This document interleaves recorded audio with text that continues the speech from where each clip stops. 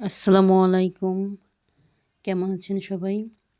দেশি ফুড চ্যানেলে সবাইকে স্বাগতম।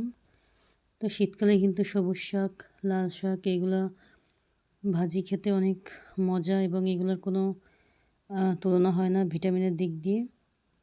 তো দেখেন আমি কিন্তু শাকগুলোকে ধুয়ে রেখেছি। সবুজ শাক আর লাল শাক একসাথেই আমি রান্না করব। তো এখানে আমি পেঁয়াজ, কাঁচামরিচ আর রসুন আমি তেলে ভেজে নিচ্ছি। তো আমি কিন্তু এভাবে ভেজে রান্না করি। আবার অনেকে রান্না করে শাকগুলোকে সেদ্ধ করে নিয়ে পেঁয়াজ রসুন দিয়ে কিন্তু ফোড়ন দেয়। তো আমার কাছে মনে হয় ওইভাবে রান্না না করে এইভাবে রান্না করলে বেশি টেস্ট হয়। তো আপনারা কে কীভাবে রান্না করেন আমাকে কমেন্ট করে জানাতে পারেন। তো দেখেন আমি কিন্তু পেঁয়াজ মরিচগুলোকে আমি ভেজে নিচ্ছি।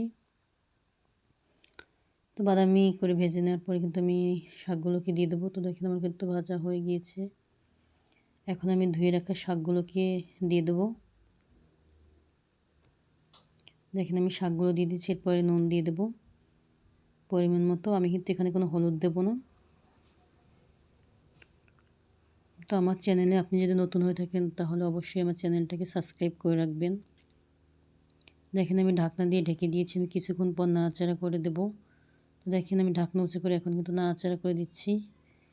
অনেকটা কমে গিয়েছে, আরও কমে যাবে, 3 ভাগের 1 ভাগও থাকবে না, মানে কমে। তো আমি কিন্তু ঢাকনা দিয়ে আবারও 20 মিনিটের মতো রান্না করে নেব।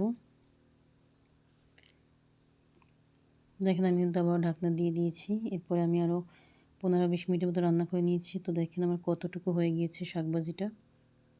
লাল শাক আর সবুজ শাক একসাথে ভাজি করেছি, সেজন্য কালারটা একটু অন্যরকম হয়েছে। তো সবাই ভালো থাকবেন। আল্লাহ হাফেজ।